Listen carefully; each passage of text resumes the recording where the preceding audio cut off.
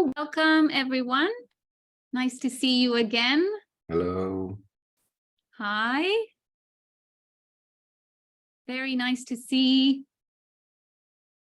some new faces. Hi Ross, welcome. Very nice to see you again. How have you been? Hello, Maria. Good, thank you. Yes, we're happy to join today. Thank you. Great to have us with you. Great to have you with us. Sorry, my brain is a little bit confused this afternoon. It's a Wednesday, so bear with me. And hi, Alex. Thank you for joining. Hi, Kahan. Hello, Lawrence. Nice to see you again. Samuel. Hello. Hi, sorry. Hi, all. Hi. Hi. Nice to see you. So, yes, shall we kickstart then? And I think I can share my screen.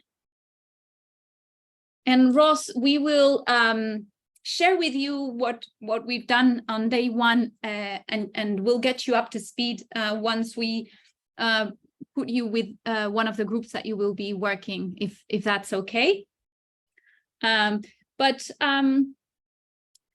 The invitation as we start day two is maybe for those that were here yesterday, looking back on yesterday's session and after having some time to sort of digest what we did, what resonated, what landed, what kept on ruminating with you for the rest of the day. And maybe for those of you who are joining us today for the first time, what brought you here? And it would be great to hear a bit from everyone. So shall we start with Christina, maybe? Please feel free to pass the ball. Sorry. Yeah, sure. I think what resonated was a comment that Pascali made from her group, that given the huge diversity that we have with us today, so colleagues joining from Uganda, Ukraine, Malaysia, it was still really interesting to see that the experiences that we're having and the issues that we're facing when looking at farmer extension services, obviously there's contextual differences, but actually there's some really common threads there. So that was in a way reassuring, actually, and just resonated that gives us lots of opportunity for sharing experiences between us all. So yeah, that's it from me. I'll pass it to Lawrence. Yes, thank you, Acha, and of course I would like to add to your breath that the understanding that the diversity we have here, that which is number one, and then number two, the sharing brings in an understanding that the issues facing the agriculture industry are a bit of broad. But number two is listening in to some of a bit of new things and ideas happening in other areas is also a bit of plus to be here. So I would like to pass it on to Fabian. Fabian.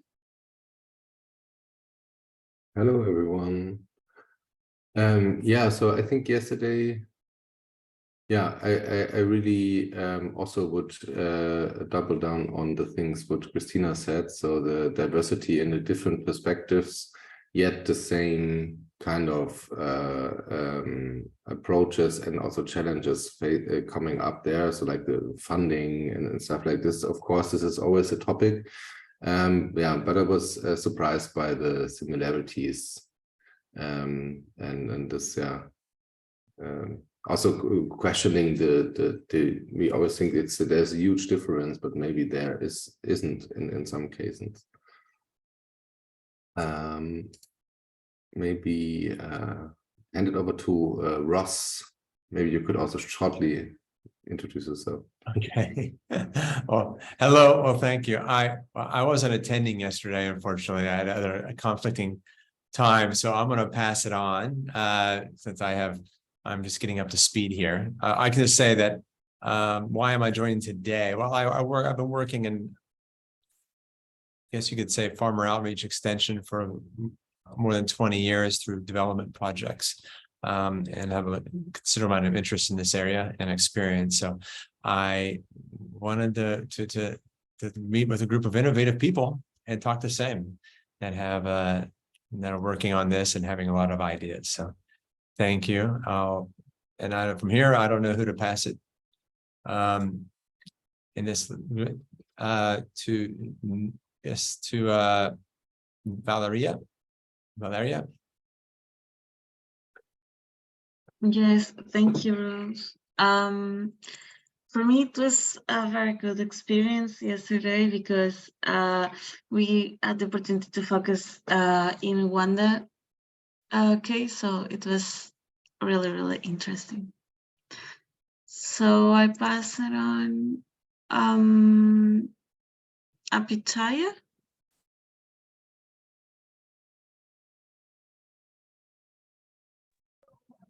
Hello. Yes, thank you. I think what resonated me the most for yesterday is the power of collaboration. What we have discussed in group and in plenary actually confirm my assumption, because we always have assumption when we work in our context, right? And when we discuss with our context and colleagues, we know that we have a lot of similarity in terms of challenges and the way we do things. So I think what resonated me the most is the power of like collaboration, thinking together. Thank you. I would like to pass it on to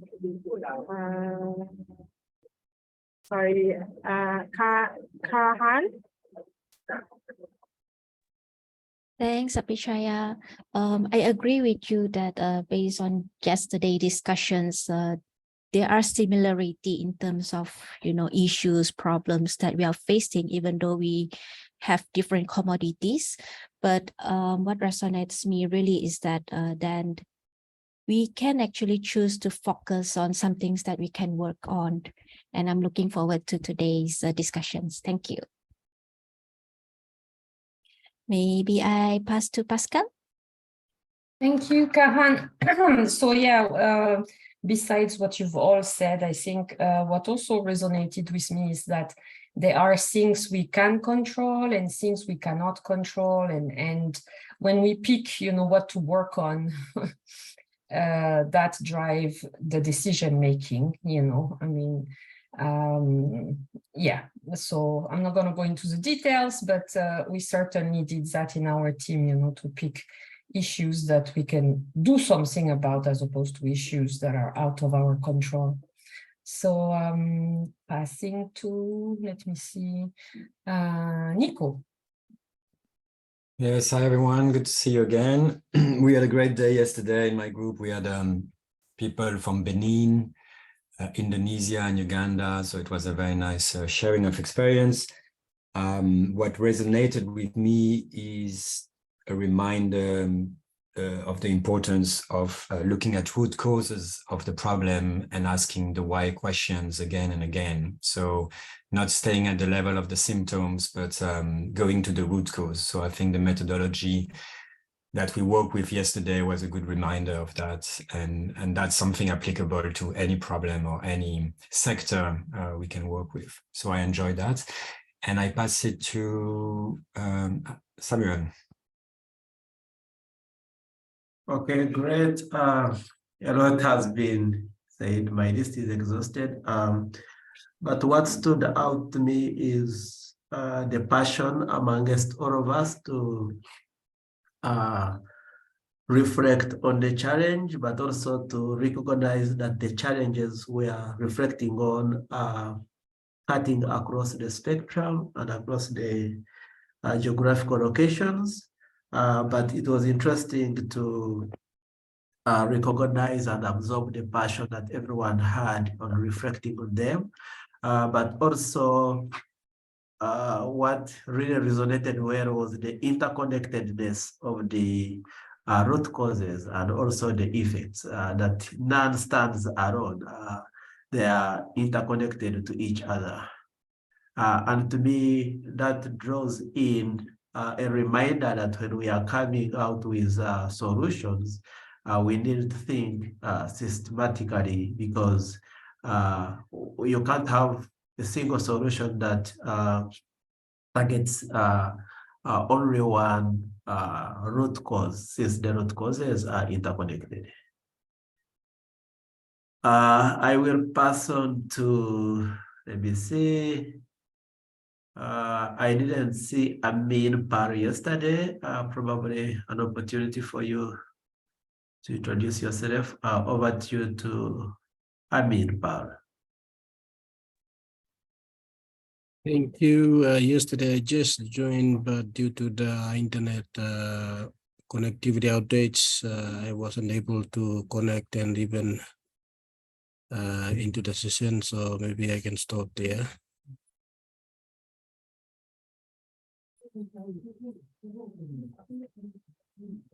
No problem. Thank you, Amin. And Alex? Thanks, Sole. So lots of things have been said already.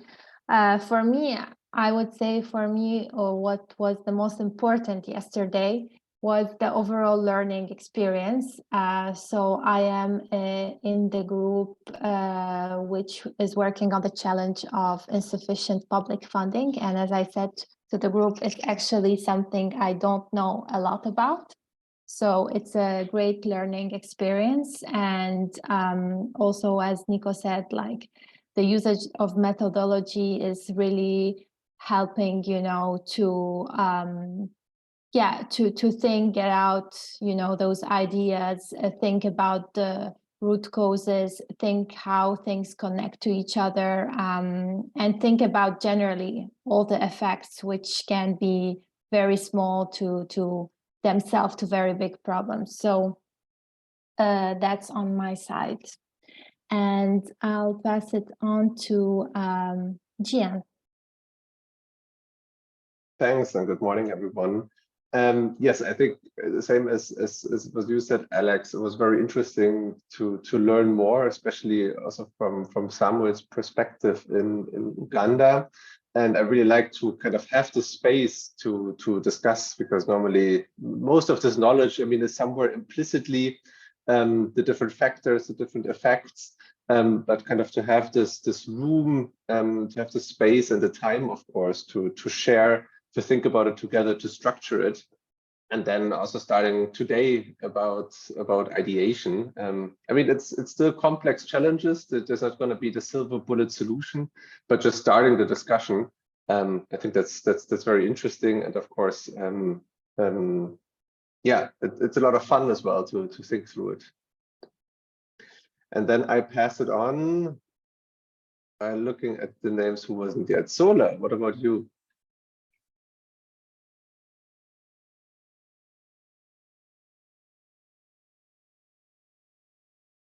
Sorry, who did you pass it on to?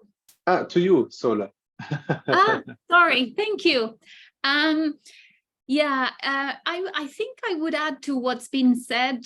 The learning, definitely, we had an amazing conversations going deep into applying this methodology and looking at farmer extension services in Nigeria. So to me, there's a huge noticing about, we talk about innovation a lot and the importance of disrupting business as usual and the patterns. And for me, yesterday and today, there's a huge learning around that can only happen if we create the space and the time for that. It won't happen magically. And how, organizationally, in our own jobs, in our own teams, we seem to struggle to create these spaces. We seem to struggle to sort of pause and really go deeper, go really, really deep into things. And so for me, there's a learning about or an ongoing question around how do we create these spaces so that this kind of conversations, this kind of learnings can happen more and more to hopefully lead for more disruption, more innovation. which is what we ultimately want and need. And so for me, there's also an invitation to, now that we are on the second day and we are more agile in terms of the methodology and settled in our teams and so on, to kind of have that as at the back of your minds, because this methodology, we will share a toolkit after this session for you to, if you feel this is something that's helpful, maybe this could be a way of creating that space.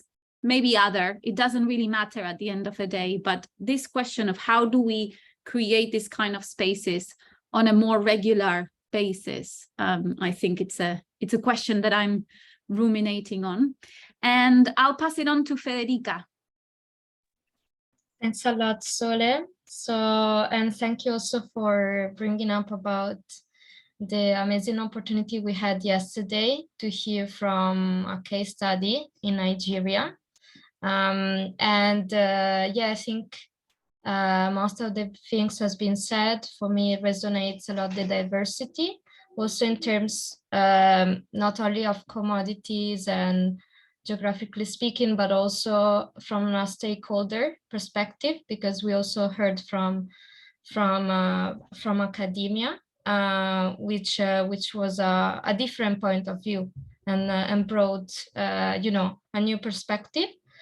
And yeah, over to you, I think, Niels. Sure, thank you very much. Yeah, I was together with Sole and Fede in the group on Nigeria. And to add to Fede's point on creating this space and time, I think what came out of that discussion, what resonated a lot, is that the need for trust among stakeholders.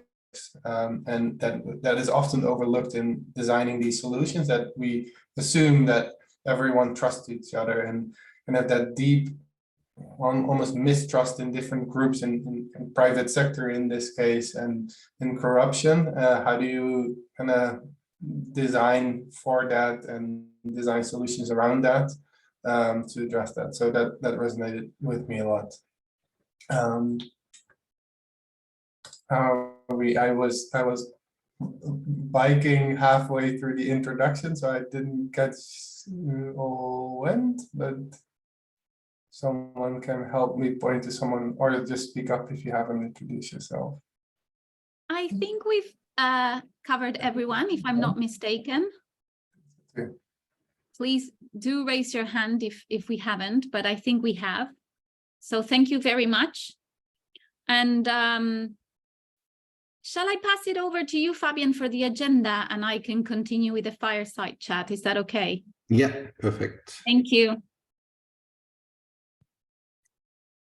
So for those who were there yesterday basically was our preparation and also our understanding phase before we today go into the brainstorming. And that's also quite important, as the brainstorming, I think often maybe you also experience that it's kind of a situation that you come into a room and then you start brainstorming.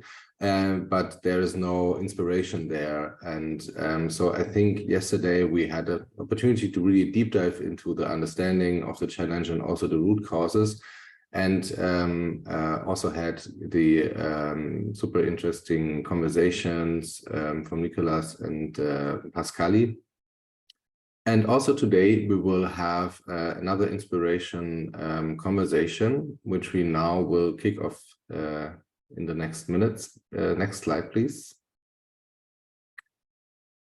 And yeah, so we will have another fireside chat where we also hear about experiences from Christina and Nicolas today, to basically set ground for the brainstorming. And then we will jump right into creating ideas and building on what we've learned yesterday, and also focused on yesterday to generate ideas, and yeah, hopefully also some new ideas which you never thought about before. We prepared some methods which support you in that. And Then we will have a look at the prioritization, so basically choosing which idea you want to develop further. And also in the second part of the day, we then have time to go a bit deeper into the idea you have chosen, to define it a bit more, and also thinking about how to implement it, or how the implementation would look like on the ground. And ultimately, in the end of today, we then will come together again here in the plenary to have a look at all the ideas which we generated. So there's a presentation, which is a really super short and crisp presentation of 3 minutes, just having a look at what does have the team worked on the last 2 days, to share with everyone, and also to get feedback and discuss the ideas before we then close the day today. Yes, that's it for the day. I would hand over again to Sole to kick off the fireside chat. Thank you very much, Fabian. And yes, very excited to start the day off with our fireside chat. As mentioned, this is an informal setting, so everyone else feel free to chip in. And actually, Ross, given your vast experience, we would love if you're happy to, without putting you on the spotlight, without preparation, but if you would like to join us in the fireside chat, you're more than welcome to do so as well. Okay, sorry. Thank you. And so, as we said, the idea of the fireside chat is to look at farmer extension services and innovation from a different perspective than just the typical conversations that we would have with slides and focusing on past experience. And so we've offered 2 creative prompts for our speakers. And I'm conscious that Nicola introduced himself yesterday, but maybe Christina, you would like to share a bit more about yourself for those that were not in your team. Thank you, Sole. It's nice and cozy around the fire here. I'm looking forward to the chat that we're going to have together. There's plenty of room, so gather around, everybody. My name's Christina Archer. I've been with UNDP's Food Agriculture Commodity Systems teams for about 5 years now as the Senior Private Sector Advisor. And before that, I have been working overseas in Latin America, Asia, Africa on food security, livelihood issues now for more years than I'd care to mention, both in the development sector, but also in the private sector. Having worked for a few decades in development, I saw that private sector is also a big driver and barrier to some of the challenges that we were trying to tackle. And so I thought it'd be interesting to join a company and see how it works from the inside. And that gave me some very interesting insights. So I bring a mix of both of that experience. And with farmer extension services, I mean, it is something I've, come across in all of the areas I've been working in, and been, enjoying the discussions that we've had. I look forward to more today.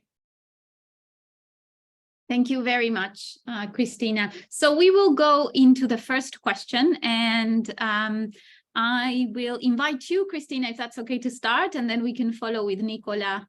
And Ross, feel free to also chip in after Nicola. And the question is, if you had access to unlimited funding, what would your innovation bet to transform farmer extension services be? Yeah, I mean, I saw when I heard the question, because you sort of shared it to us before, my mind started spinning with so many ideas. If I had unlimited funding, I mean, goodness, I'm sure all the colleagues in the room around the fire with us can also think of some really amazing innovations that you could do. I think one thing that came to mind was a discussion I was having with the Colombian Federation of Coffee Farmers, who have invested a lot, and they're kind of quite well known for their extensive farmer support system that they have with their hundreds of thousands of coffee farmers there in Colombia. And they were investing in, they had some small investment to try and bring in other team members to help them think through, how do we talk to the farmers of tomorrow? So the young farmers that we have, because ultimately all our coffee farmers are getting old. The average age is about 65 are some of the estimates there. And they're, farmers are getting too nervous about moving on because they don't have security. So they're not leaving the land to their daughters and their sons, but ultimately they are the ones that will be carrying on farming. So what do they need? And what does good agricultural practice look like to them? What support do you think you need? And it's not what your father and your mother thinks, it's something else. And young people are more likely to get, understand and want to adopt innovative practices, but they don't have access to the land to try it out because their parents are still working there. But how do we understand what the farmer of tomorrow is wanting and looking for? And I think very often, not just with young people, but generally we make these assumptions. Very often we make assumptions about what farmers need in terms of farmer extension services. And actually, as we know, there's many differences. Women and men are different, ages are different, different diversity lenses that we could be using. But for the youth element, the Federation employed people that had a background, a pedagogic background. So how do you engage with young people in a way that resonates with them and makes sense? But that was an investment because they are a different sort of people. They're not agronomists. They are more from the sort of community engagement point of view, but specializing in ways of appropriately talking with young people. Unfortunately, that funding was limited because it was reliant on a grant funding and it came to an end. And they really struggled after that to maintain that engagement and then be able to roll it out across their different regions. So for me, some of that innovation would be really kind of looking at what are the teams that we need and what are the people that we need in farmer extension services beyond just agronomists, and really bring in a more kind of holistic team. But that does take quite a lot of funding. Thank you, Christina. Thank you very much. And I've taken notes of two very, very inspiring questions and shared them on the chat. So thank you. Over to you, Nicola. Thanks, Ole. So we didn't coordinate with Christina, but my answer was actually very similar. I think that, so thank you, Christina, for sharing. I think my first answer was like, let's not assume what the farmers want, and that I know more than them. And so the first thing will be to ask them what would be the best use of that money. And so very similar to Christina. And then thinking that, I was also thinking about the heterogeneity of farmers and those different personas that you can find. And both Christina and myself worked for Save the Children before, and we had this fantastic model of diversity of farmers, showing if you were a worker, a smallholder farmer, if you were a rich farmer, a poor farmer, if you have access to land, not access to land, etc. And those, what was the name, Christina? I forgot, of those fantastic. It was so long ago, I can't remember the name either. The concept stayed with me though. Yeah, anyway, I forgot the name, but it was kind of, they were like interviewing farmers, doing deep listening with farmers, and then there was really understanding the diversity. So even in a village, you could see that farmers didn't mean anything because they were such a diverse group. And then these were used as the basis for whatever strategy you're going to build. So yeah, if I had unlimited access to funding, I will ask farmers first. I fully agree that youth is the hope for the future. This is where change is going to come. And so you need to have specific targets in terms of how the funding will be used, and youth and women, when we think about extension, is definitely strategic from my perspective. I think then it will depend if it's at country level, global level, what you can do in both. I suppose one thing that, once you understand the needs of the farmers, will be to strengthen existing organizations so that those different group of farmers can be better represented in whatever you are trying to develop. So, a lot of work is being done on strengthening producer organization. but sometimes do they represent exactly the needs of the farmers in that country or not? And so identifying where there are gaps and who needs to be strengthened to participate more in the process. That will be something that I will value. I think there's something around the enabling environment, having the space for all actors to discuss what is needed. So once you've talked to the farmer, either building on existing forum that exist at a national level or making new ones if they don't exist. Because if you don't have that space for collaboration where you have the service providers, the farmers, the government and so on. So this is the key space for making sure that you develop the right vision, the right strategy, that you use the money adequately, and you create the partnerships building on the comparative advantage of everyone. So enabling environments. And a key thing that I've seen in my past 20 years working on this is the issue of land rights. Extension is often connected to land rights, and often farmers don't have access to land. And so the incentives to adopt more sustainable practices is extremely limited if you don't clarify the land right issue. So that will be something, and that costs a lot of money usually. So something around land rights. I mean, like Christina said, there's a million things we could do. And maybe the last thing, because it's a question on financing, is to use that money to think about what innovative business model. So let's say it's unlimited for 5 years, because nothing is unlimited forever.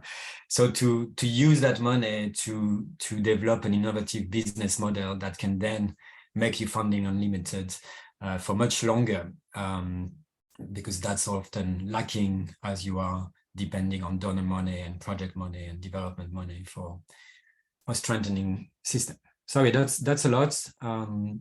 So Nicholas, I have a provocation. Yes, please. How about we don't call it a farmer extension service? I think we should change the name. How about farming community extension services? I mean, as you were talking, I was reflecting, we say farmer extension and we think of a farmer, usually a man in his field.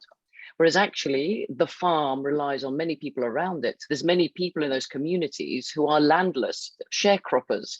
So how they're involved in the farming system that we're trying to influence, but their involvement is going to be different. As you said, sharecroppers and landless don't have access to land. So we're talking to them, maybe if they are working on somebody else's farm about good agricultural practices, they don't have the incentive to join. So how do we sort of get that mindset? We started to talk about the diversity and the inclusion piece, but it's to look beyond the boundaries and the owners of that farm to who is involved on that piece of land that is being cultivated. And I was just reflecting on a trip last week to Ivory Coast, where a really massive issue that they're facing there is a lack of labor. So, local people or migrant people are just not wanting to work on the land. How do we understand that and make the extension services take those kind of dynamics into account? So is it just a farmer extension service, or do we think of a farming system extension service? What do you think of that? Yeah, I fully agree. I mean, I have experience with, developing training material that were targeted at the wrong people, when they were training farmers on more sustainable practices, well, actually the workers were doing the job, like harvesting, pesticide application, or, land clearing, etc. So they were training farmers while actually someone else was doing the job. So the target group was wrong. So I think I fully agree with that.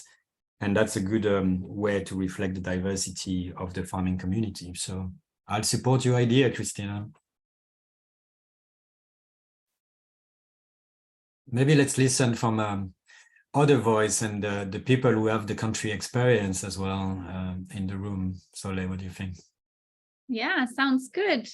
So as I mentioned, I wanted to potentially invite Ross to say anything if you feel like it. So and then obviously our colleagues that were here on day one as well. Ross, anything that you would like to share or add? Sure. I guess in the hot seat, that's fine. Solely my pleasure. But I'm joining this topic that I feel very strongly about, farmer extension, and one that I'm, this idea of innovation, or how to do more and better with it. The question strikes me as interesting because we often think about, we often find that farmer extension services, public, I mean, they're expensive to maintain and run, and there are always complaints about not being well funded enough. So this question tries to deal with that. But I'll say that I don't know if more funding will bring about the innovation we need, because my experience, what I've seen is that often when you have a large amount of funding, the solution then is to use that funding to grow up a large organization that kind of sits there in the future and just absorbs resources, all this, to reach so many farmers, you put in a large management system and a kind of a pyramid of personnel that can go out to the communities and villages and do all this great work. But that's kind of repeating a system that has been tried in the past and hasn't really worked, and then becomes very resource hungry or resource needy, and therefore kind of, so when I think of innovation this day and age, I think about farmer extension. Now you have to really qualify this too. When I think of farmer extension services, as like what Nicolas said, there's so many different farming systems. That was also talked about. Christina talked about the not farmer extension, but farming systems. And I agree with that. When I think of a farming extension system, maybe we're interested in here is that one, addressing the farming unit as an entrepreneur, as a small or micro enterprise. I'm thinking of this as usually based around family. There are spouses involved in it as well. Children are involved in it as well. So it's a family enterprise, and how to help that enterprise succeed. And as such, I often think about what, the challenge we have is that a lot of these in developing countries, or let's say less advanced agriculture areas, the issue is adoption of best practices, innovation on the farm, both technology and practices. And so the metric, the key thing about bringing innovation is how do we increase adoption through extension services? That to me is that's the purpose of the extension service. Yes, extension service can also deliver other, let's say, social or some kind of assistance. But if I look at what an extension service is to be done, primarily it is to improve the performance of these family-run farming operations, which are the most, they represent the largest number of farming operations around the world, and where a lot of the target population and poorer communities are involved. So the innovation, I think, is that we need to do this actually better with less resources, not more resources. If you're going to talk about something that's going to be sustainable and nimble and focus on performance, I often see that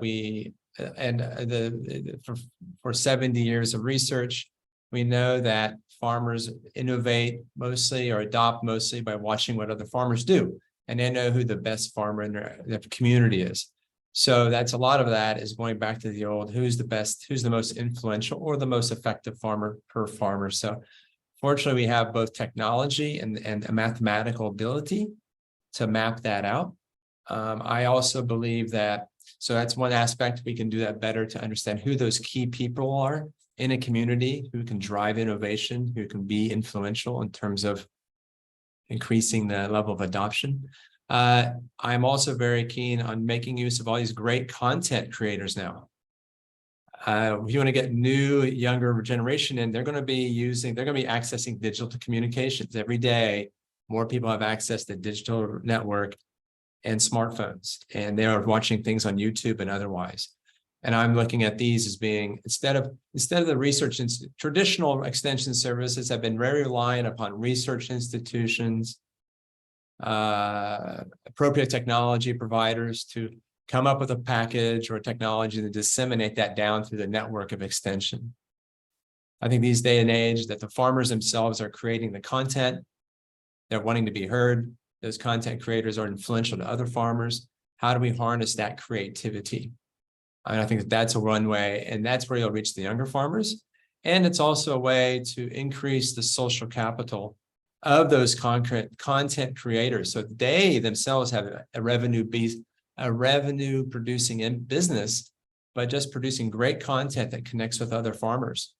And that is, we know that happens already with technology and science. So I think that that is something we're not taught, that it's being done somewhat. We know it's being done across every aspect of business now, social marketing. But it's interesting that besides a startup I saw in India called, I think, Relief, that was doing this to curate farmer created content into more of a package.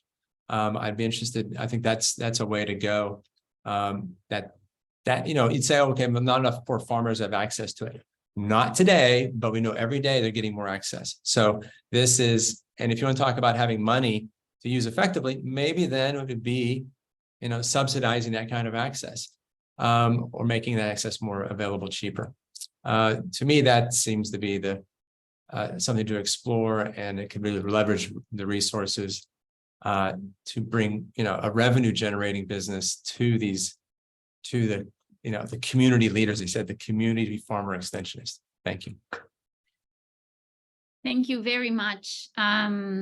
Such fantastic ideas, provocations, ways of putting this upside down, which hopefully will inspire, and I'm sure it will inspire all of us here to, when we go into our groups and our teams, embed that powerful thinking outside of the box into the challenges and solutions that we are working on at different countries. Nicola, I think you wanted to make an additional comment before we move to the last question. No, just a quick reflection. Yeah, thank you, Rosa. It's been super insightful. Just to make a comment to link back to the farmer support toolkits that we've developed, that has been shared, and that we'll share again after the call today. There is different elements. It's kind of an analytical framework to look at things holistically or systemically, like Samuel mentioned, where there's a key element on farm level performance and adoption, because I fully agree this is really key at the end of the day. So there's an entire, you will see when you receive the document, there's an entire component on M&E, what's the uptake and adoption, the change of attitudes, knowledge, behavior, what are the drivers and barriers to adoptions, what is the accountability mechanism, the ability to exercise voice, etc. And there's a lot also on the allocation of financing, because I agree with Ross that this is a key issue. More money is not necessarily the answer. So how do you allocate the financing between different levels,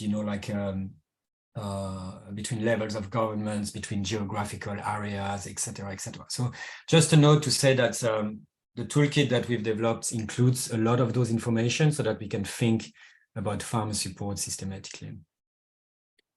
Thank you. Thank you very much. And we're going to go to the next question. I'm conscious of time. And the next question actually is, let's imagine a genie in a bottle, but this genie is very sneaky and very impatient. So he will grant you 3 wishes as long as you can fit them in one breath. So in one breath, if you could make 3 wishes to this genie in a bottle in relation to farmer support and food and ag production or transformation, what would those be? Bear in mind, the genie in the bottle will only grant your wishes if you tell them in one breath. So, are you ready? Take a deep breath. Christina, over to you. Oh gosh, I'm stressed now. No. Dear Jeannie, please can we have the right people in the room that will talk to everybody that needs to be involved, including the finance sector, because as we know, incentives for farmers are very important if they need to be making the changes in agricultural practices as a result of their food and ag production. Thank you. Granted. Oh gosh. Nicola, are you ready? Take a deep breath. That's a difficult one. I'd say listen, collaborate, innovate. Wonderful, granted. Ross, do you want to give it a go? Breathing here. Okay. Jeannie, my wish is that the farmers' support would be seen as a primary necessity for agriculture and food production systems to be healthy, and that those companies and downstream companies would recognize that and give the farmers the technology and support they need to succeed. A.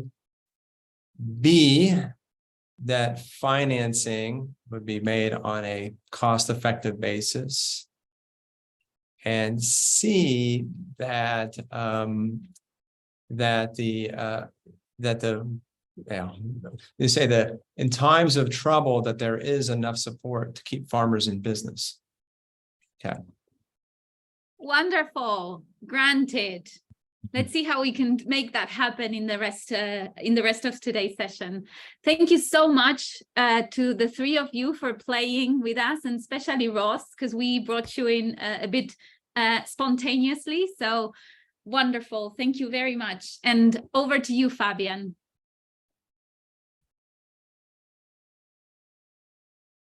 Yes. So after this inspiring input, we now can really go into the methods of today.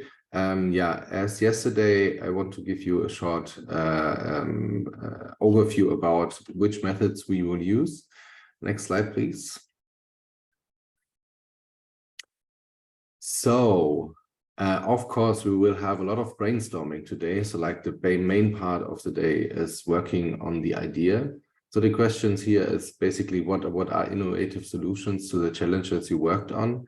And we prepared also here some methodologies which help you to brainstorm, but we also have another material for you, which we call the inspiration cards, which you can use, and your coach will give you more information about that. And then it's all about, so if you have created the idea, it's of course about choosing it. So hopefully there are a lot of ideas and also maybe a lot of crazy ideas. And then you have to kind of narrow it down to one or maybe two ideas. And so we will also work on that with kind of a matrix to evaluate the ideas and also to define which one to take further. And in the last part of today's methodology set, basically, we have a bit of a description of the idea, because only having it on a post-it is often kind of very abstract. And so, we will then go into defining the idea a bit more deeper. And then, as said, we'll close it the day today with a presentation. Yes, so that's it for the overview of the methodology. And I think we already, most of you will hopefully be already kind of in urge to get started. And so I would now say, let's get started. And you will have time now with your coach for around again 1 hour. You can work on the homework question and the brainstorming, and then we shortly meet back here after we go into a break. So then let's get started. I would say have fun and enjoy the day. Yes, thank you very much. And we will send you to breakout groups. Sorry, so I already sent them to breakout rooms. Were you explaining anything else? Sorry, my fault. No, that's perfect. That's fantastic. I just sent you a message. Thank you. And hello, Goetz. I'm not sure you can hear us. Goetz, we are going to... Hello, good afternoon, good morning. Yes. Good morning. I am sending you to a breakout room as we are having an interactive exercise, and there will be a coach explaining a bit like the exercise. Okay, thank you very much.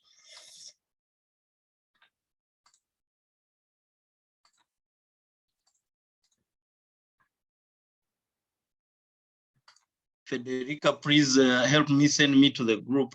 My network had taken me. Thank you. Thank you. Yeah. Yes, so Fede, if you can please send goods to Pascali's room, that would be perfect. Thank you. And welcome. Thank you. Very nice to have you.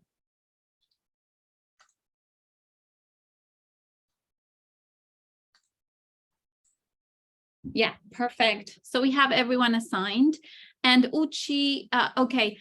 Amin, are you there? Can you hear us?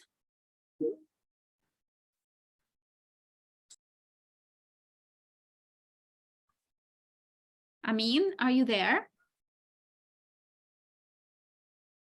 Amin, can you hear us? Fede, can I kindly ask you, please? Maybe send Amin to the waiting room then. Yeah, of course. Thank you. Oh, I think he he's off. disconnected. Yeah. He was also connecting and disconnecting constantly, so I think we can't count on him. Yeah, I think we might have some connectivity issues with him.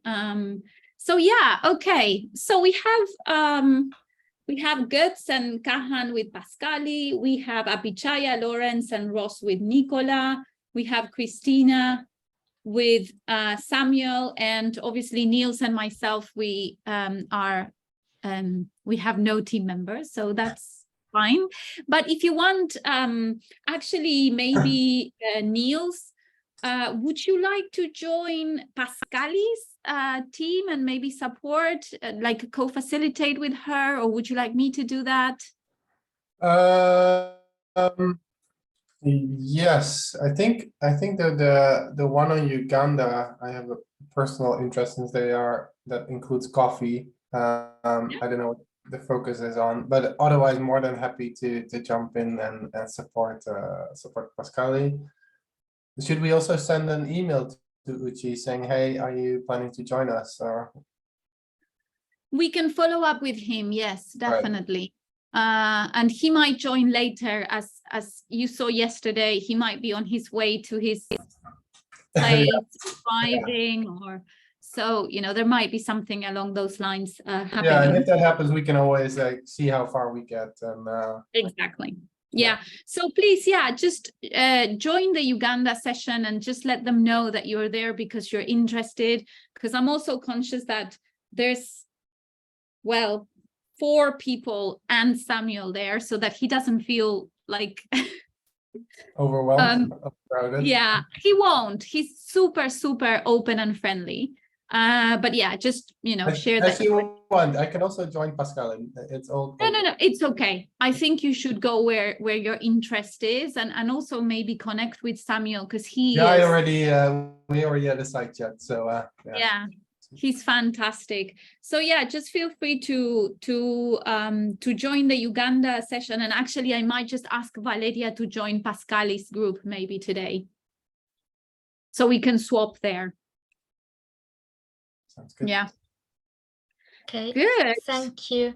Niels, would you like that I send you to the breakout room of Uganda? Okay, great. The breakout room should be with Samuel, so team D. Yeah. And can I be of any support, Sole and Fabian? Yeah, with anything. Actually, yes, if you can go to Pascali's team, because I think she was hoping to get some support, you know, in terms of note taking and helping with a Miro board. Of course. Yeah. If anything, I mean, I will receive notification if anyone is joining. And I will receive it too, so no worries. Okay. We can use the Teams chat, or maybe the private chat if we don't want to overwhelm people in the general one. But I will also be monitoring if anyone joins. Yeah, I think also we are now quite good. So if Uchi or something we know, someone who knows joins, it would be great to assign them. If someone new joins in 1 hour, I think we don't assign them. It doesn't make sense then anymore. Sorry. If someone joins in 1 hour, it doesn't make sense. So they don't know anything about anything then. So I would not agree on then getting new one. As if they are now brainstorming, yeah, it doesn't make sense to accept a new one then. But for now, I think we are good. Yes. So you mean anyone that hasn't joined yesterday? Because we have the Ukraine lady joining in 1 hour. She's joining. Yeah. So everyone who we don't know, I would not send into the teams, but anyone who we know, of course, we will then. Yeah. That sounds, I fully agree. And whether we can just send a message to them saying, apologies, the session is already started. People are working in breakout rooms. So we're happy to update you on what we've done, bilaterally and invite you to a next workshop, something like that. Okay, yes, sounds good. Thank you very much. So I will join Pascalie. Thank you. Bye-bye. Great. See you soon. Thank you. All right. So yes, let's look at the time. Yeah, I mean, I think it's unfortunate in a way that we have a very small group, but at the same time, we have the people that are really interested in working on this. So yeah, I think that's good. In a way, it's kind of a compromise, I would say. But yeah, I'm thinking that for the next workshops, maybe what we should do, and I can do that, you don't need to do that, to add that to the work, but I think I'm gonna organize like a 1 hour introductory session for the community of practice, just to say, this is what we're offering, this is how it works, this is the flow.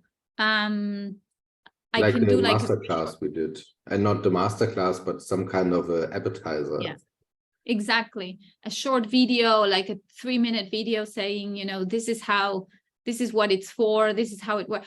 So kind of raise awareness, but still, Fabian, in this organization, I mean, you have no idea how much follow-up we did.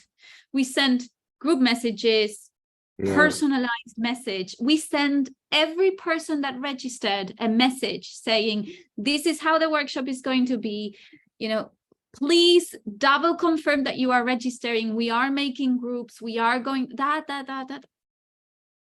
Yeah, it's really interesting. I also worked a lot with the GIZ, and this is kind of the same area, but so it's also with this loose communities, it's really not super easy to engage them, but still, I was now also surprised that people are from yesterday not joining today, or that they not even took time or scheduled or have time to attend. So I think I can only think about that it's maybe so much offering and so much things to do that they just not really read the things they get, or really, I don't know. But yeah, I think we can't do anything more than be good in informing the participants in a good way, having registrations, and so I think that's I don't know. I also think it's just it doesn't have to do with the overall setting. It might be just the overwhelming offering or overwhelming things what the people have in their email.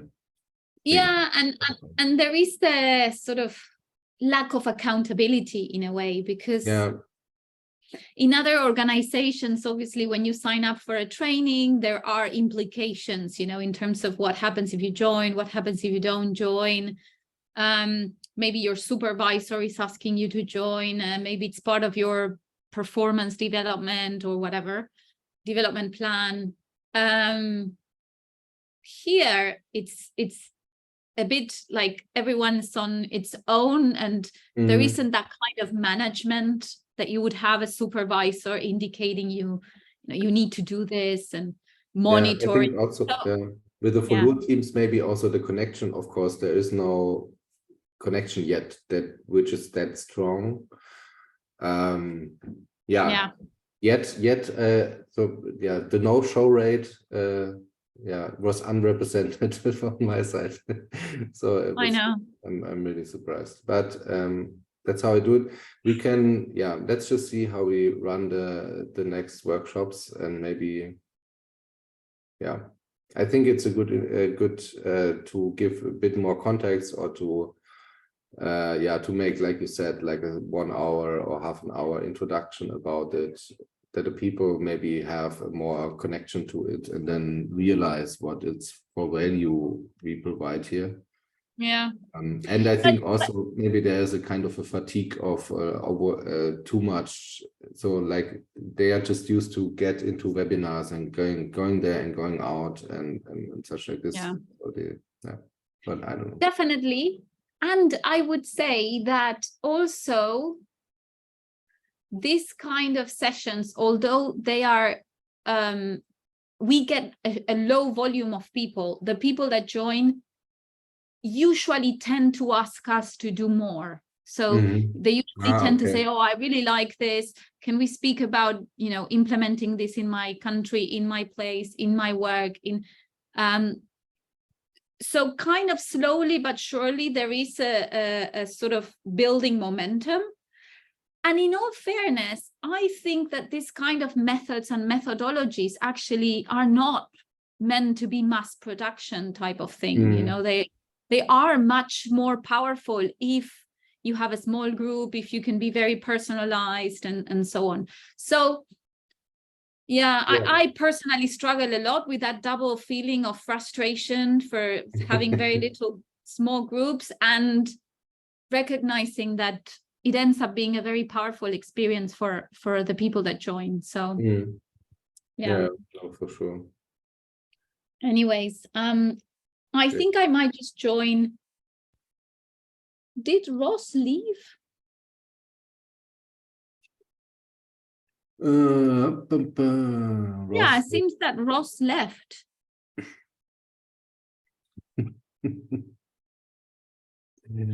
Okay. Yeah, I think his connection was quite okay, at least till then. Yes. Yeah, I don't know. He was also quite engaged. I don't know. Yeah. Anyways. People. Exactly. All right. Yeah, so let me just check the timing. So we will meet back at 10 in the plenary. So 45 at 10. Yeah. 10 GMT and CET and 3 p.m. GMT. And yes, I think, that would Okay, fantastic. I'll go and maybe if you want to go to Pascali's room, that would be great. Yeah. Because I think she's the one that might want a little bit more of TLC. Yeah. Yesterday I was also there, and I think it worked well. But nevertheless, I would join. Okay, cool. I'll join. I'll kind of go around a bit. Yeah, cool. See you later. See you.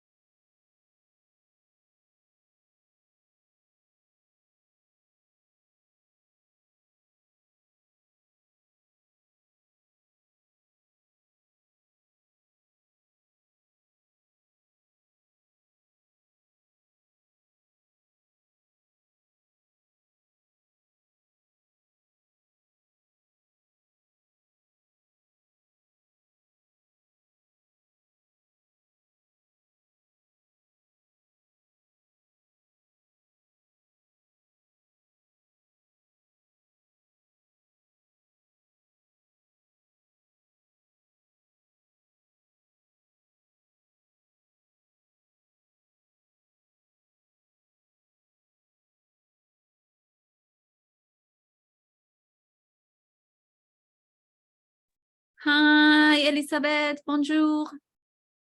Hello. Bonjour, Sal. How are you? We're good. Thanks. Very nice. Very nice to have you. So we are working on the breakout groups. Shall I send you to the breakout group that you were before with Nicola? Not yet, because I just connected. I have just connected to the.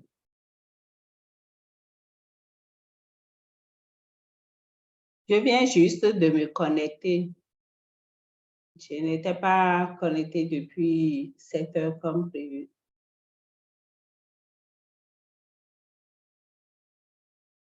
Would you like to stay here and then wait for people to come back? Or no, I will stay. I will stay. You will stay here? Yeah. Okay. Just to let you know that the groups are working and they have around 30 minutes before they come back. Okay. Yes. So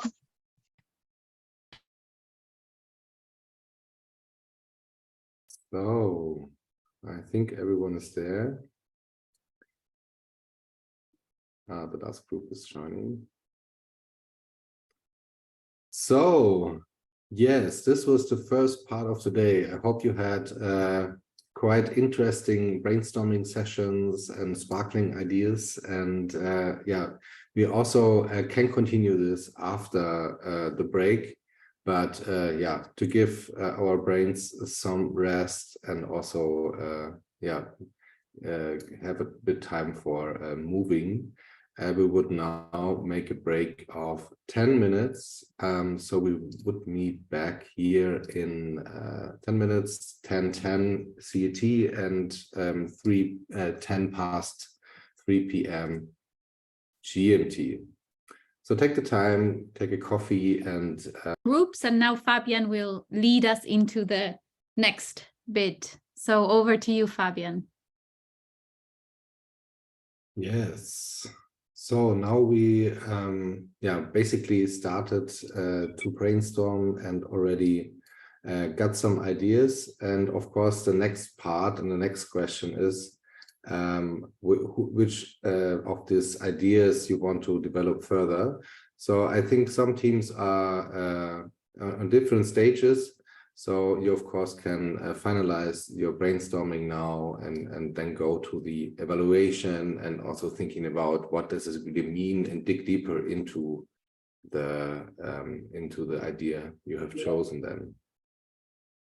And this will be the last working session in this workshop. So we now have around 1.5 hours, and there's also a break in between planned in, which you can do individually in the teams. And so this is basically now yeah, finalizing the ideas and evaluating them, and also a bit of reflection. And then we are coming back here to have the final presentation where each of the teams shortly runs us through what they've done the last 2 days. Yes. Are there any questions, any things which we should consider? Sorry, Fabian. Yeah, could you just walk us, and maybe we can add this to the chat then, the timing, so how much time we have for the first bit, and then you said we are doing a break in our own groups and then coming back? Yeah. Maybe yeah. So it's basically now you have time to prioritize the ideas and detail out the idea. And the break is then basically whenever. So we initially planned for in 45 minutes, for example. You could do a 10-minute break if you want, but I think it's up to the team and up to the coach when you think it might sense. I would definitely recommend to make a short break to not overwhelm everyone. And yeah, so we will meet back here at 11:40 CET and 4:30 GMT. I will also post it in the chat again. Yeah, but we will not come back here for the break. You can just do it individually in the breakout rooms. Sounds good. Thank you. All right, then I just put it here also in the chat. So this is now a last session for around 1.5 hours, including break. Great. Then I would say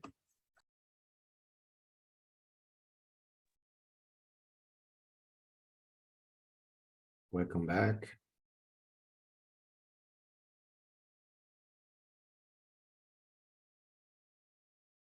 So I think we have everyone back. Let me just check. Oh, I have to close the window.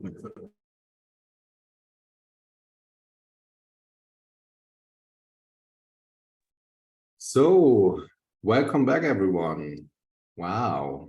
From what I can tell, what I saw on the Miro, there was a lot of discussions going on and a lot of post-it notes virtually posted on the Miro board.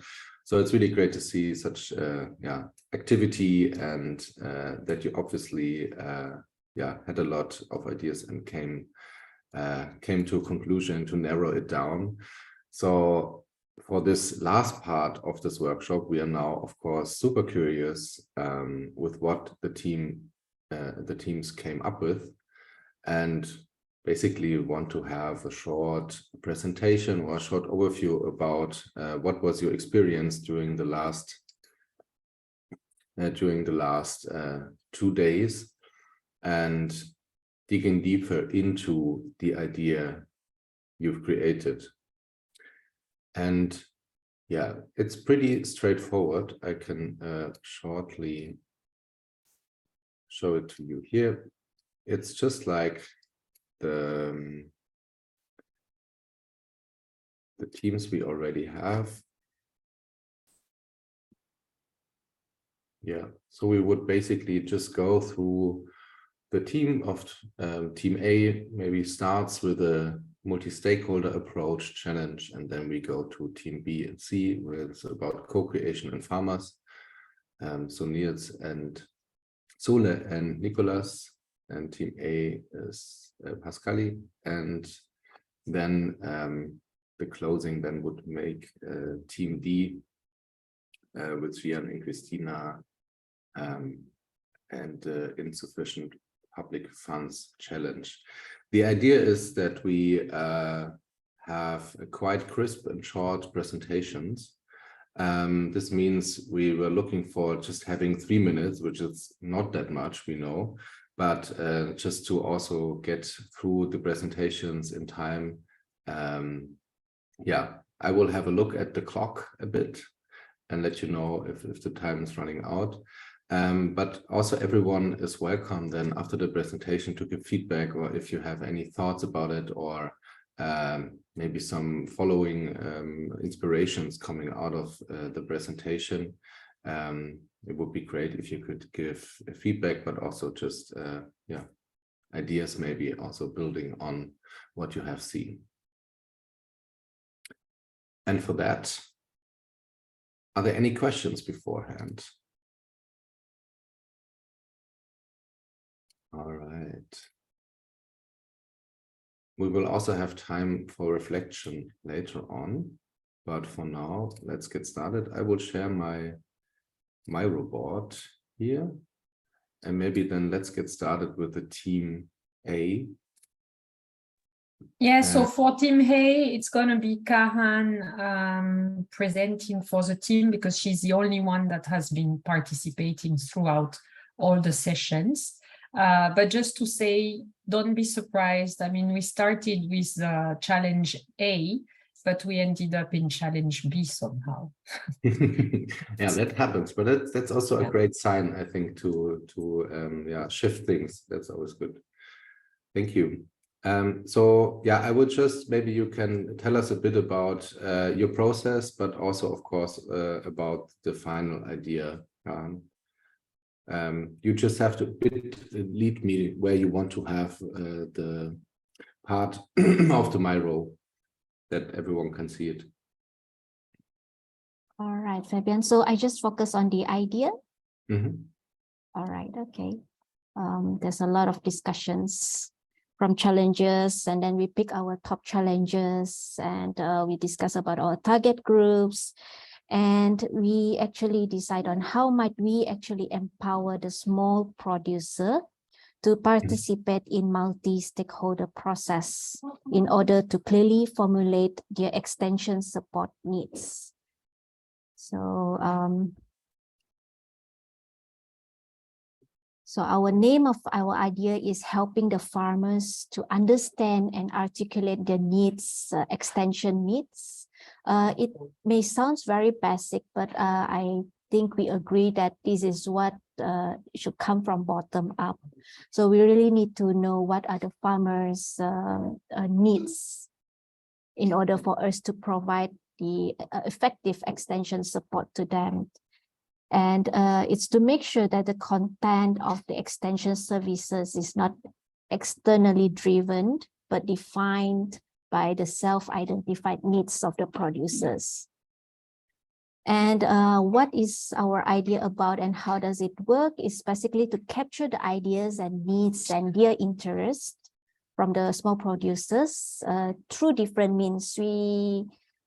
The different means here, we think that the first and very basic is direct engagement of the small groups. We need to go to the ground and to meet the small producers and to meet them in person in order to get to talk to them and to listen to them on what are their needs and what are the issues on the ground. And then we also think that at these steps, we need to engage the local facilitator and also the champions to help facilitate the process. Not limited to direct engagement and also the local facilitators and champions, we think we need to have various communication tools. So here we also put in use of online platform dedicated to the small producers.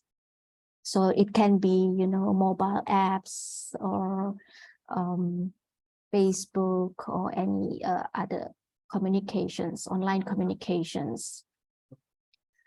Then how could we start small? And our first version and prototype, the first one will be to present the idea to small group of targeted producers and get their feedback. Then we can also start the discussion at very small and local level. And it's very important, one of our members mentions that we have to give more time. You know, we started slowly and we do not put a target on how many farmers we need to approach or we need to, you know, really started from small. And the third one will be to develop a prototype of mobile app and test it with a small group of farmers. I think that's from me. I think on the localizations of that idea, my team member put involve psychological help in the work of such a group. And I did put one is that often we, you know, the aspect is really we need to follow up as well and to provide more focused discussions on the needs. And what would be needed to localize the idea successfully? Definitely time, financial, and the facilitators especially need to speak the local language in order to understand what our small producers really needs. If I have time, maybe my team members would like to also jump in. Yes, sure. Otherwise, I think that's all from Team A. Thank you. Great, thank you very much.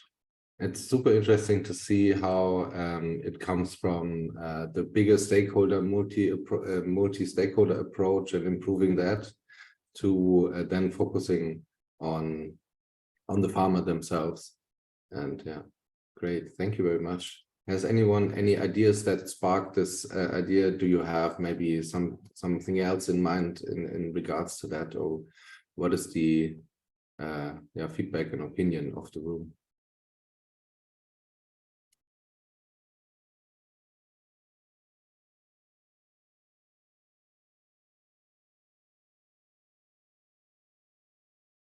Any reactions? Yeah, very quickly, I think it's interesting to see how we need sometimes to go back to basic, you know, when there's a, as you said, you know, there's a fundamental question about collaboration on extension services, and we realize that most of the time, we are not listening to the people that the service is for. So I think that's very interesting. Yes. A sad reality. I really liked how you brought in that element of different means and not necessarily assuming that one way of capturing this information or this data will work, but actually trying to think of different ways. That makes it really agile, I think, and adaptable.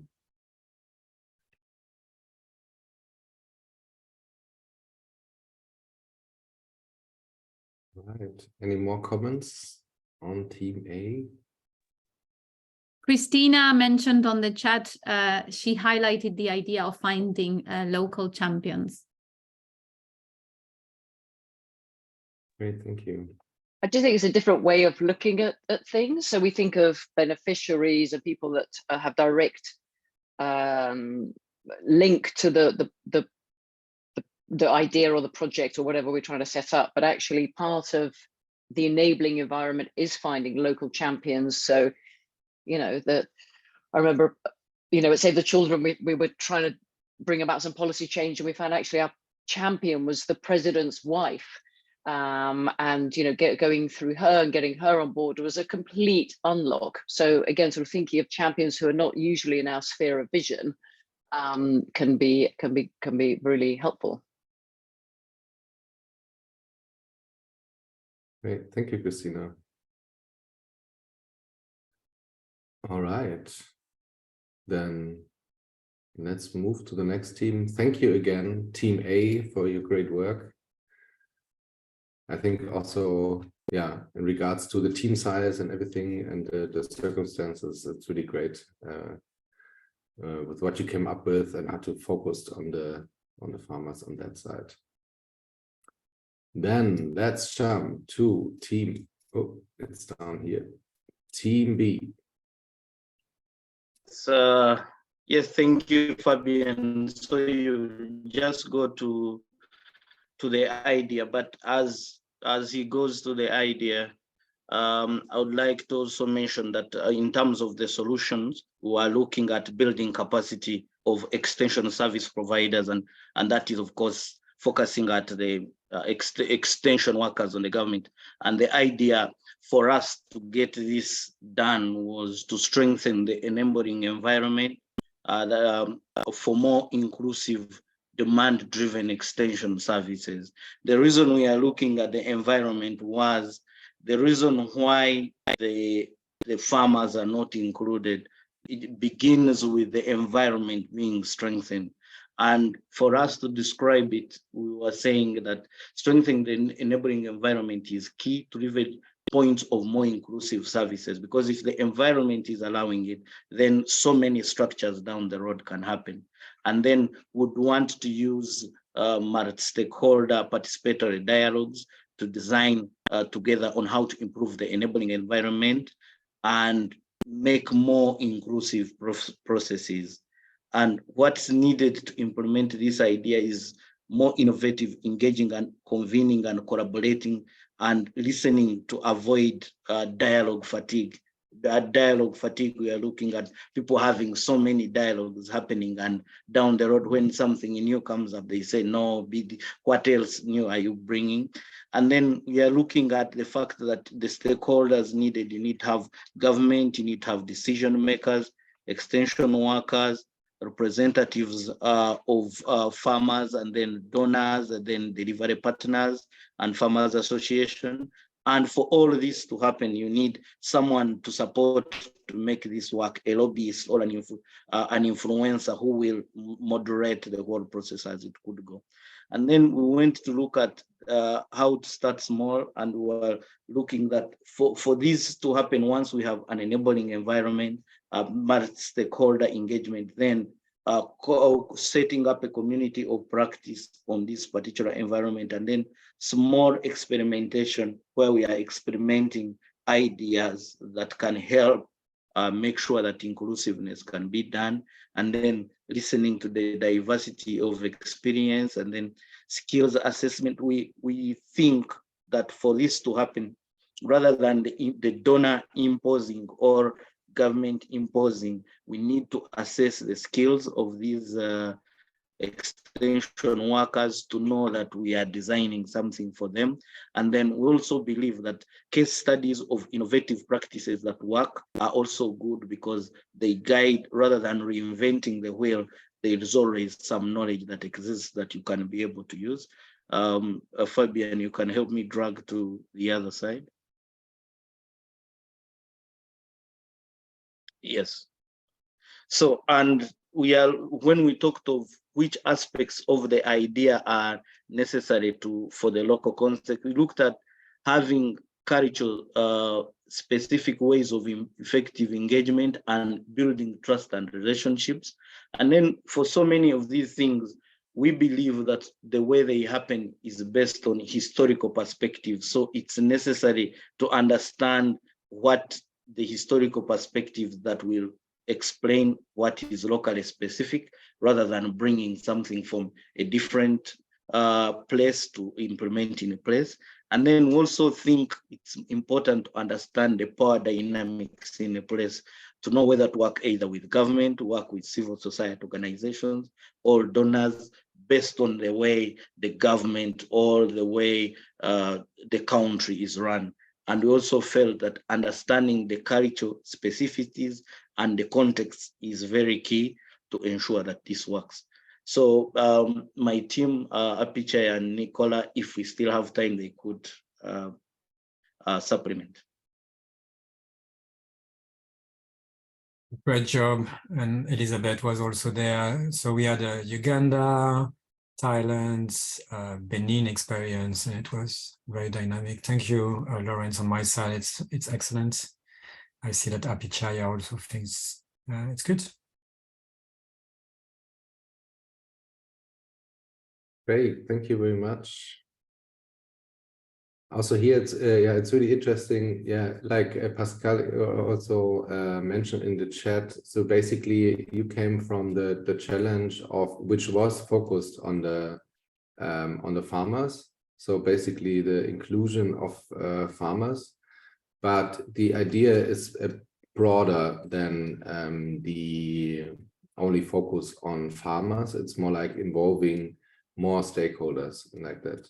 So maybe how did you come in make the switch from the focus of the farmer to the bigger multi-stakeholder approach? What was the trigger for that? Yeah, the trigger was we were looking at it's about their involvement, the involvement of farmers in extension service provision. And in that perspective, it is changing the people delivering the extension services that can help improve the farmer engagement. Because if you strengthen the farmer, but the people doing the extension services are not interested to bring them on board, then it may not be able to work. Mm-hmm. Yeah, that really makes sense. Thank you. Yeah, and we talked about this idea of ownership, like, yeah, whatever you're gonna, so you're not imposing anything. You're not saying, oh, you need to build collaborative capacities, or you need to build better listening skills, or be more systemic. Whatever you think is the right answer is like, you need to work from the decision maker, the leadership, so that from there is buy-in into whatever you are promoting for inclusion. And so there needs to be that discussion with the decision maker and the enabling environment. Thank you. Niels, you wanted to say something? Yeah, thanks so much, Lauren, for the presentation. And I was curious if you could build a little bit more on the lobbyist, influencer, mediator stakeholder and their role in all of this. Yeah, yes. So we are saying that if you bring on all these stakeholders to discuss how you make inclusion possible, they cannot sit alone and do this discussion. So you need someone to guide the discussion and ensure that they can accept and ensure that inclusion can be put in extension service provision. It makes a lot of sense. So yeah, it's more the mediator role, bringing people together. Yeah, I like this.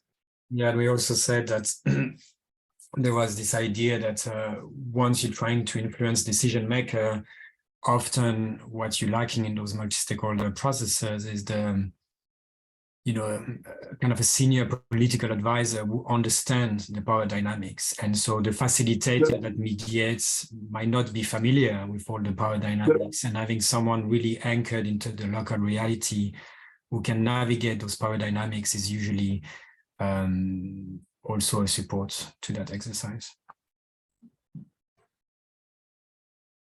Great, thanks. Thank you very much. Anyone else? Any comment to this group's idea?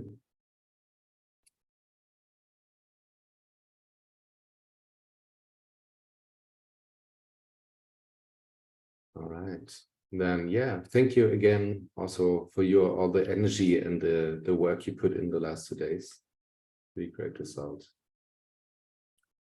So then let's jump to team number 3 and in that case, team C. And I'll lower my hand. Yeah, that's us, I believe. And I should start with saying we should probably have everyone sign an NDA here because our idea is pretty innovative, and I do not want you guys to go out and sell it elsewhere. But Uchi is on his phone, so he was not able to present out, but he was going to compliment me. So we specifically looked at Nigeria, where Uchi's work is at. If we can scroll in. And our, yeah, great, thanks.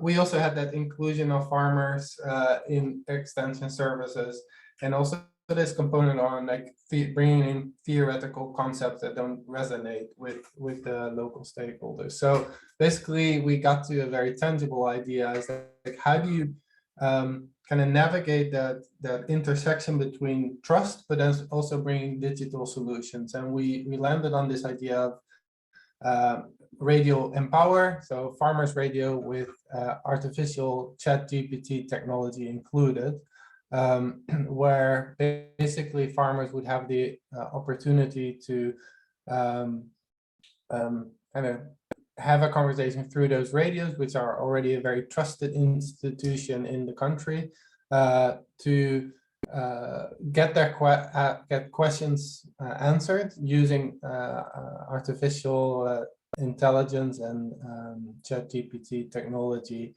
And actually, this is already out there, so it's not entirely new, we found out. So the idea was using that power of the radio broadcasting, which is widely used as a means to democratize the production of knowledge and incorporate AI into that. And then also making sure that it doesn't stay with kind of a computer bot, a robot to give you the answers, but then also include a feedback loop with troubleshooting and capacity building. So how do you then translate what is being taught or told to practices on the ground, making sure there are resources available? I'll pause there. Uchi, any immediate responses from you now, or should I continue? Yes, it's really important. You have narrated that part. The idea of radio has been informed because of, there are limited number of extension agents to farmers.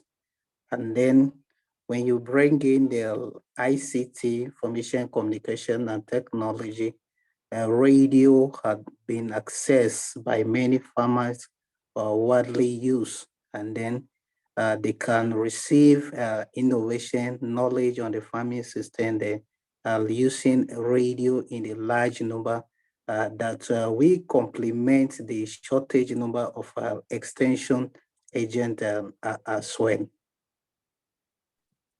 Thanks, Uchi.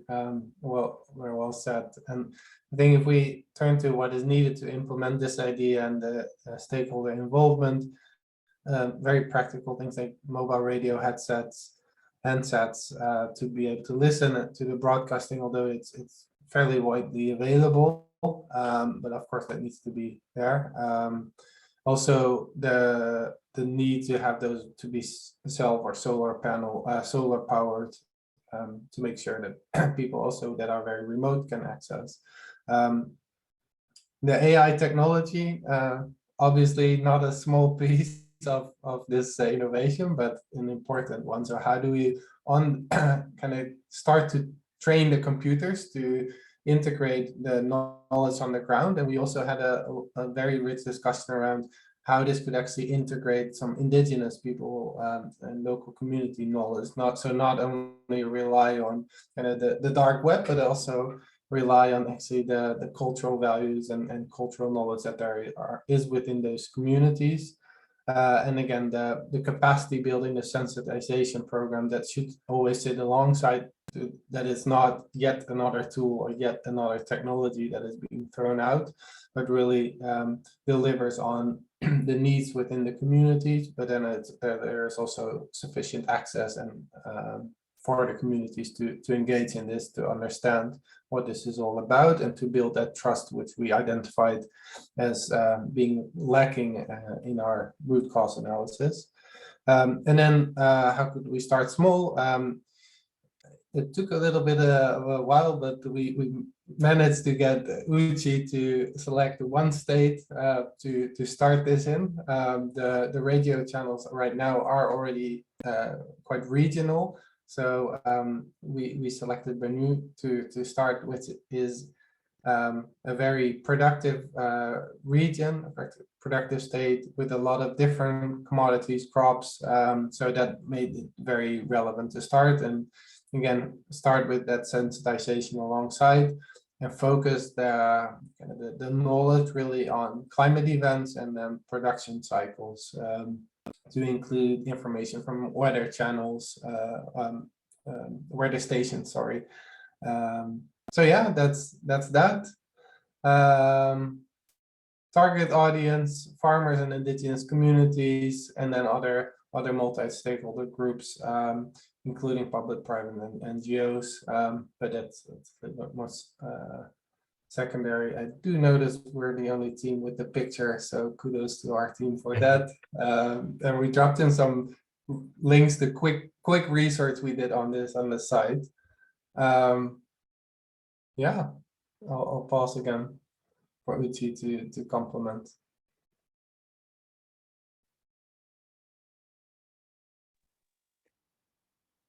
Yes, I really want to compliment on this presentation. The use of indigenous knowledge is really very important because some of this indigenous knowledge is from climate smart practices for mitigation and adaptation approach as well.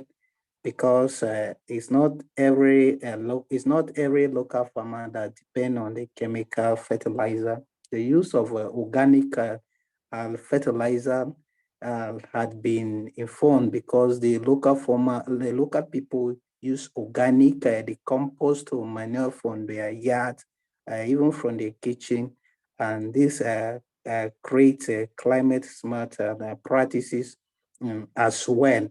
And as it is, the use of radio is important in order to try and approach or encroach in artificial intelligence Internet of a thing and to create a kind of trust, creating a trust and avoid the fake news and even exploitation of the farmers in the rural areas, and also to create a sustainability. There is a sustainability as the youth involvement as well, because the youth, we have it for the future, and it will create a sustainable environment within their own setting.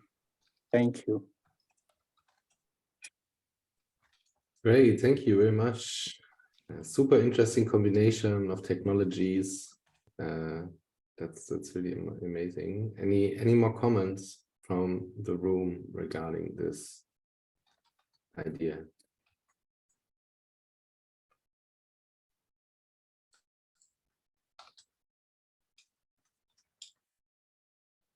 I also saw some comments in the chat. Yeah, in regards to maybe using TikTok. I don't know how widespread that is in the country, but You'd be surprised.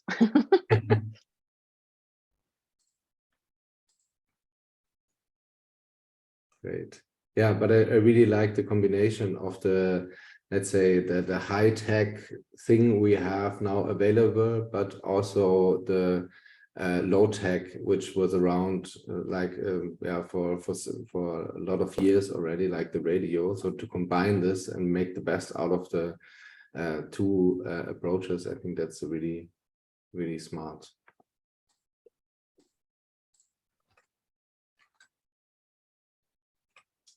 Great. Oh, well, thanks everyone. Yeah, thank you. All right. So then let's head to the last group and the last presentation of today,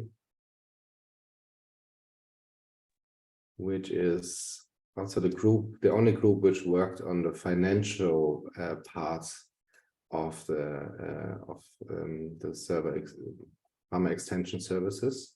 And yeah, so we are super curious to hear from your side with what you came up with. Okay, great. Thanks so much. I will summarize what we discussed, and the team members will have additions, if any. We came from an understanding that the farming communities need support in terms of technologies, practices, and tools, and linkages to market, which is offered through extension service. But the funding that goes to the extension service is inadequate, though there are other actors beyond the public budget which support the extension service. But this, in most cases, we had a discussion focusing on Uganda and only on coffee, agricultural commodity.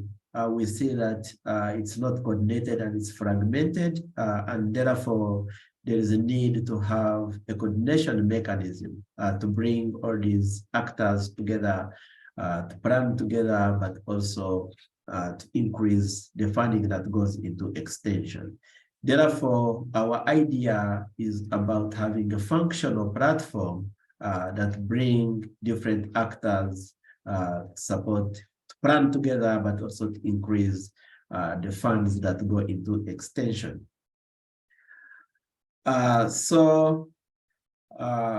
What is the idea all about? Is to ensure that different actors and stakeholders come together and vision together where the extension should go, and then plan on the priorities to fund and how to fund them. What would be needed? Of course, resources to have a functional platform in place, understanding of the stakeholders, actors, their interest, their funding priorities, and the resources they have. And of course, creating linkages and contacts amongst them, and enabling them to vision and identify shared priorities. So how would the idea start? One is not to reinvent the wheel, is to build on the existing structures or solutions that are in place, even if they are not for the extension service, but generally for the farming or agriculture sector. After identifying that, be able to identify evidence in terms of doing the actor or stakeholder analysis, who is financing what are the priorities, and then with that, together create a vision of where the extension system should be, what should inform the future priorities of the extension system, and therefore come up with entry points on how financing can be increased. And one way is to target increasing the private sector financing and is think through on how best we can position and tap into the finance, public sector financing. And one way is to have bankable and innovative business case studies, but also to ensure that the funding is effective in a way that it goes into the priorities that are identified by all. To mention that this platform brings together all actors, the public, ministries, the private sector actors, but also the farming communities and the civil society, the research institutions as well. And one key aspect that we looked into is to be able to track the financing streams and know whether different aspects of extension are financed and who is financing them, such that we eliminate duplication but complementary support. Mainly, the platform is to be coordinated and established specifically by the Department of Extension in the Ministry of Agriculture, but is to bring together all actors, as I mentioned, private sector, a unique authority for coffee development. Since I said we focused on coffee as an agricultural commodity, but also bringing other sources of funding that include even research and development, because sometimes they do adaptive research and scaling up of the innovations, and in that way they offer extension to farmers. So that picture visualizes what our idea is, bringing the stakeholders or actors together on the same table and have coordinated funding streams which are focused on priorities for the extension system. And at the end of the day, having a farmer and other value chain actors on coffee value chain being happy and have a functional coffee value chain. So what aspects of the idea needed to be adapted to local context? As I mentioned, one is to build on what is there. So that means we have to link to the national planning and governance structures, which are there in the ministry, but understanding that it has to be implemented and practiced at the subnational level and also at the community level. Such platform or coordination mechanism needed to be mirrored at the regional and the district levels. I will end it there and ask if there is any other member of the group who would like to add something. Thank you, Samuel. I think it was so it was great for me personally to be able to work with you on this group and be able to do a deep dive into one context and one case study.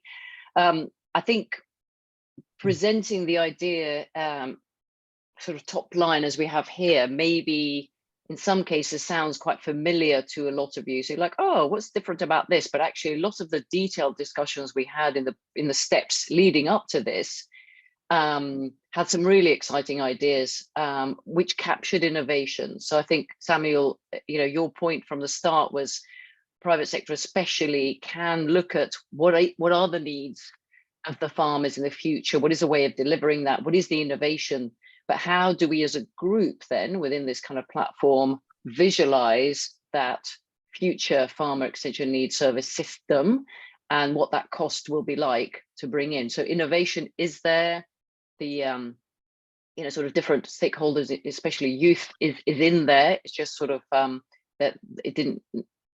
It's in the detail of the discussions we had previously, but there's some really exciting ideas that were brought up within that. But yeah, thank you for that summary, Samuel. Thank you. Any more comments on this idea?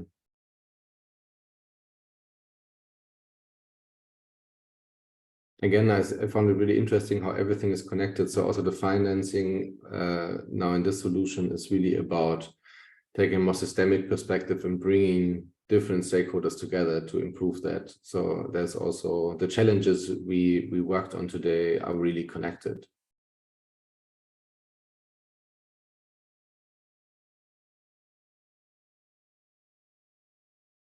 All right. Then I would say thank you, Team D, for your work. And I don't know what about you, but I think everyone really did a good job the last 2 days. And I think coming up with these ideas, it's like not done easily.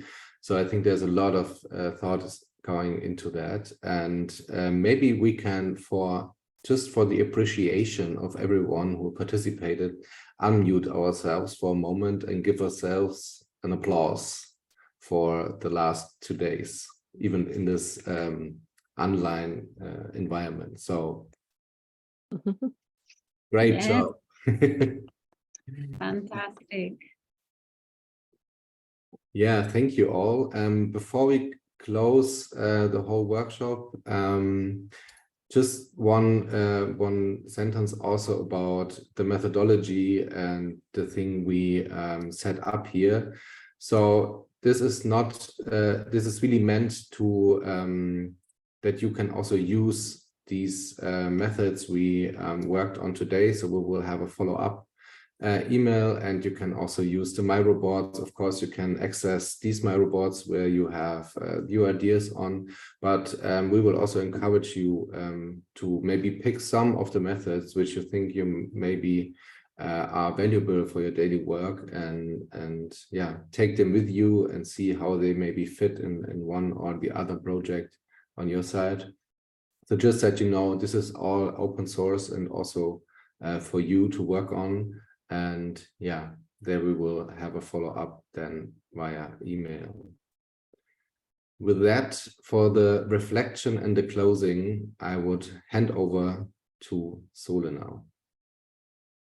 Thank you, Fabian. Thank you very much. And as you said, amazing job. It's not easy to stay connected on 4.5 hours, 2 days in a row. It's a lot. And not only that, but also come up with all of this amazing input and ideas. So it just blows my mind, the power of these people and this community. Just to wrap up, and I'm conscious of time, so to try to finish on time, sharing a few questions on the chat that we could use for checkout. Just as a prompt, really, no need to stick with them, and open for you to just share whatever comes in terms of learning. You know, what did you learn? What did you enjoy? What would you like more of, and what else? Those are the kind of questions, but anything that feels needs to be said as a checkout, please go ahead. Who would like to start?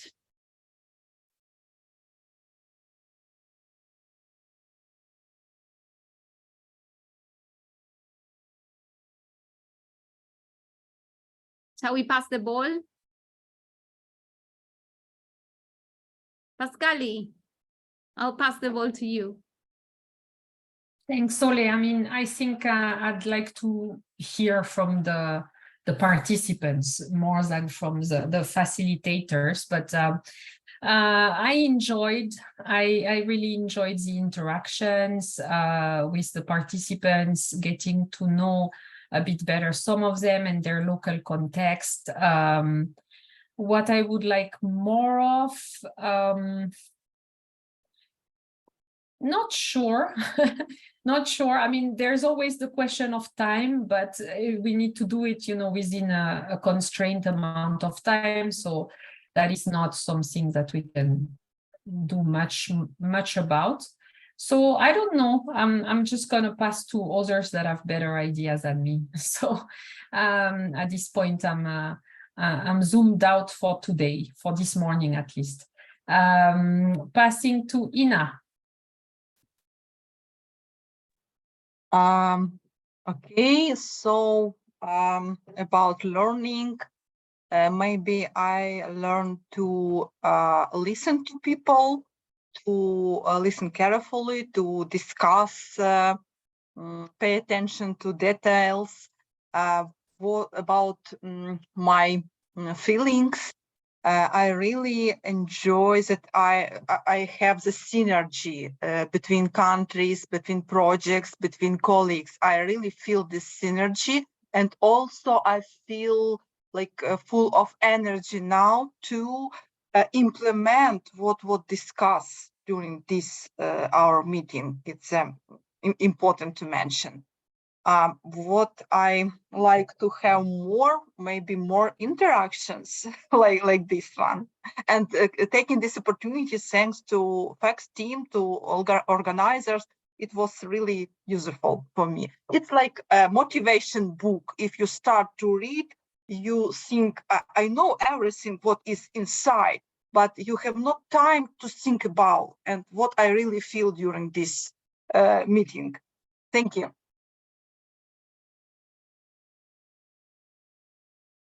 Thank you.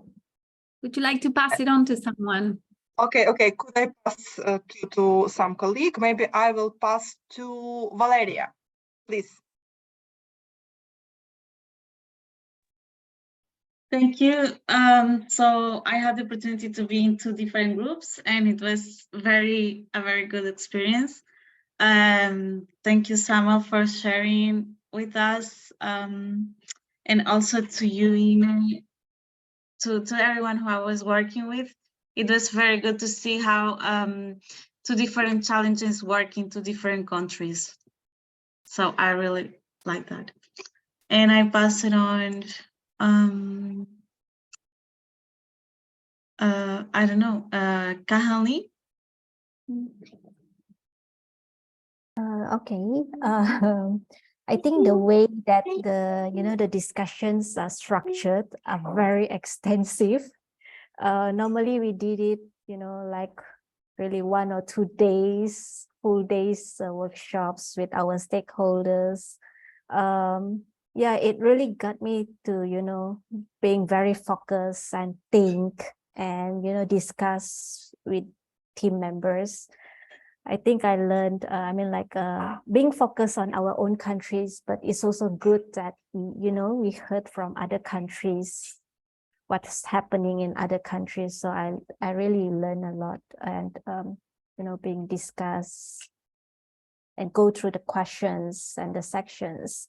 What will I like more of? I think the groups here are, the confirmed participants, I believe, are more than who joined. So I hope that the next, discussions we will have more, really committed participants joining. Yeah. That's all from me. Maybe I pass to Apichaya. Thank you, Kahan, and good to see you. I think what I learned is, today I learned to be the participant, and I get a lot of time when in the group discussion to reflect on my role as a facilitator. So just kudos to Nicola, you did a great job in facilitating discussion. We are a small group, but we I think we all listen a lot to our colleagues in discussion, and I enjoyed a lot the group dynamic that we have. What I would like more of, I think more of this kind of session, and more of our colleagues in Thailand country office to have this kind of exercise with other part of the world in their own work as well. So thank you.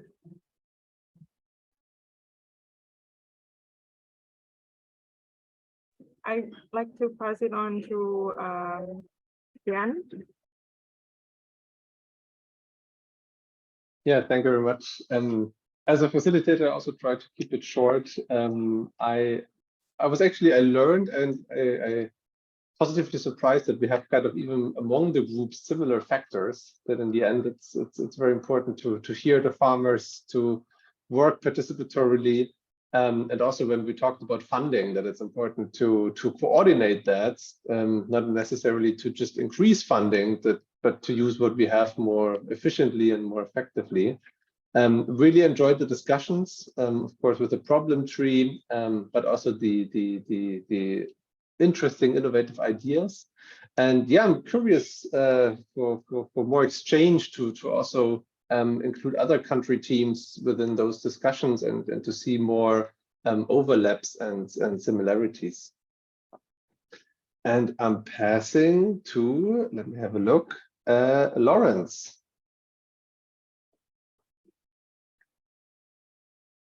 Yes, thanks so much again, and of course everyone. So I think I learned a lot of strategies or of things, especially from other countries, that I can work with in my work, and then the broader discussions and the different ideas and experience sharing is a very big build that you don't get every day. And I have taken part in sessions where people basically hold back on sharing information because they want to remain with what they have. And I didn't find it here. You had lots of experience and then multiple strategies, fireplace discussions, and so on. So I like that. And yes, if time allows and if it's possible, a bit of more of these discussions, I would really appreciate being part of. And so yeah, so I'd like to call on my fellow countryman Samuel to share what you can. Yeah, thanks so much, Lawrence. To me, the biggest learning and interesting bit was on the facilitation style, whereby the facilitator kept on holding and intriguing, have ideas flow. I think it was quite excellent, and the way the ideas were captured, I think the preparation and the thinking through of using Miro board and the structuring of visioning the root causes and the effects and linking them with generation of solutions, to me, I think it was excellent. It is something which I have to copy and start familiarizing with and adopt to use in some of the discussions that I facilitate.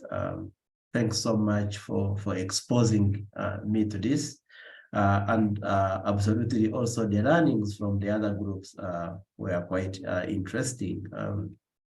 To me, particularly seeing that the farming community is having similar challenges cutting across the globe, in Africa, in Asia, it's the same.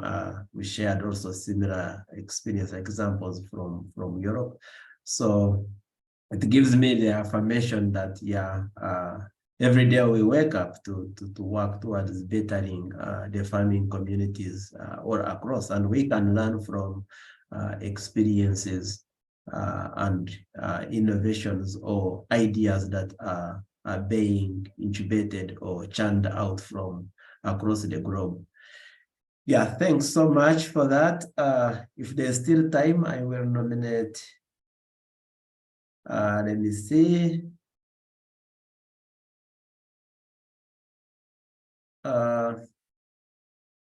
Elizabeth.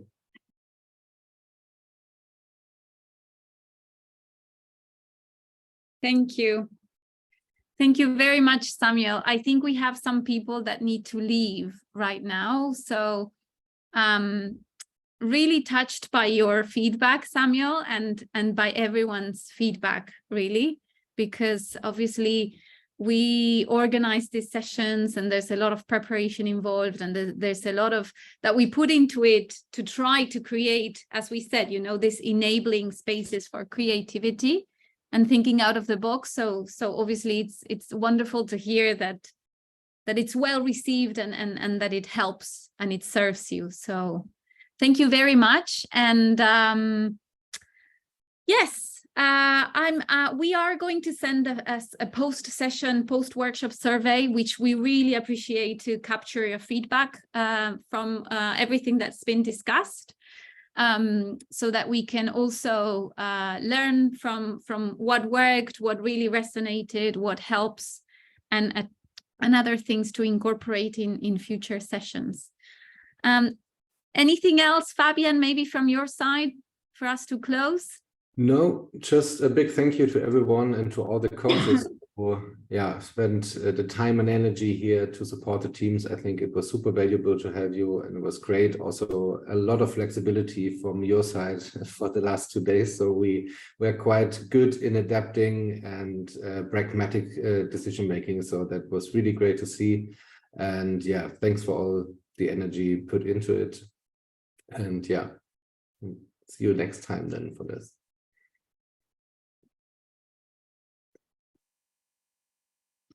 Thank you very much. Fabian, Gian.